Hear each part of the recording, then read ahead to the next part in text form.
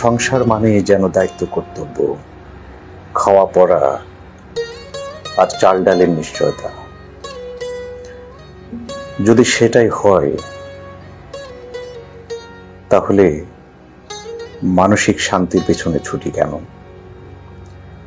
শারীরিক প্রয়োজন আর মানসিক চাহিদা কি এক?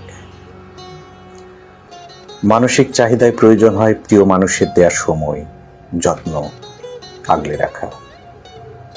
আর শারীরিক চাহিদায় খাওয়া পড়া। আমরা জীবন ধারণের একটা উপাদান বাদ দিয়ে চিন্তা করি বেশিরভাগ সময়। শরীরটাকে যত বেশি গুরুত্ব দেই, মনটাকে তত বেশি গুরুত্ব দিতে পারি না। অথচ শরীর চলে মনের কথায়। আমরা একে অপরের মুখ দেখে মনের কথা বুঝতে পারি না,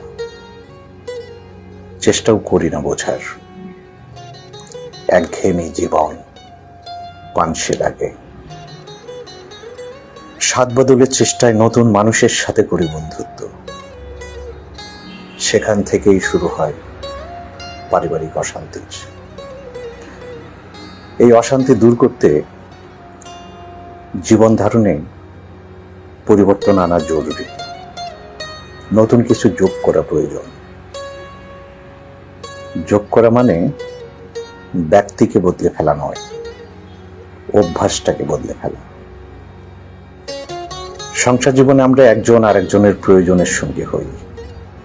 সংসারটাকে সাজাতে গিয়ে একে অপরের পাশাপাশি থেকেও বহু দূরে চলে যায়।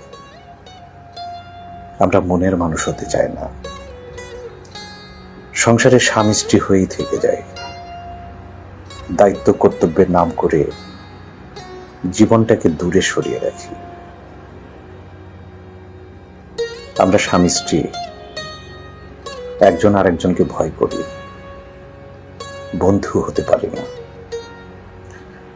বন্ধুত্ব সুলভ আচরণকে শ্রদ্ধা, ইগো, প্রায়োরিটি অনেক বিষয় দিয়ে জটিল করে ফেলি। জীবনটাকে সহজ করে ভাবতে পারি না বলেই জীবন হয়ে যায় আরো বেশি কঠিন।